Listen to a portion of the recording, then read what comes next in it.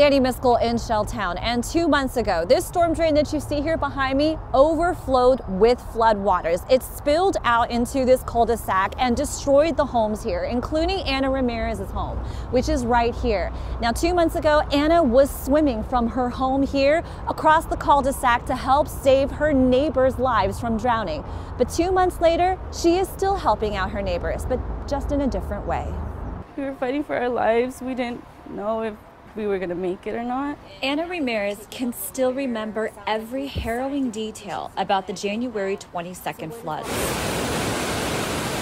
It destroyed her family's home, something they've been in for more than 3 decades. But one miracle. This is exactly how we found it after we came back. This memorial to her faith and to her grandmother escaped unharmed. My dad believes that my grandmother was watching over us and keeping us safe.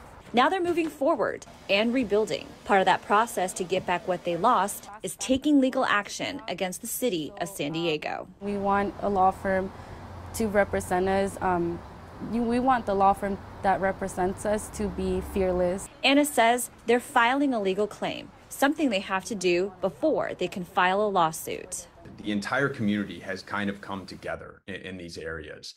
And it's something that we intend to harness in both the lawsuit, and it's kind of started a movement that I think is going to end up protecting this community for generations to come. Dominic Martini is their lawyer. He says his law firm is representing around 100 families, mostly renters that live along the Chollas Creek. We've submitted Public Records Act requests online.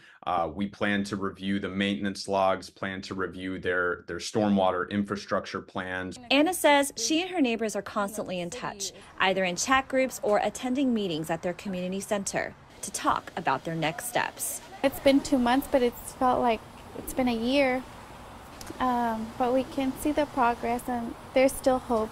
And I reached out to the city of San Diego to see what their response would be in terms of handling these claims. We're still waiting to hear back, but typically in the past when I've reached out on similar requests, their responses have been that they do not comment on pending litigations. Reporting in Shelltown, I'm Danny Miskell, ABC 10 News.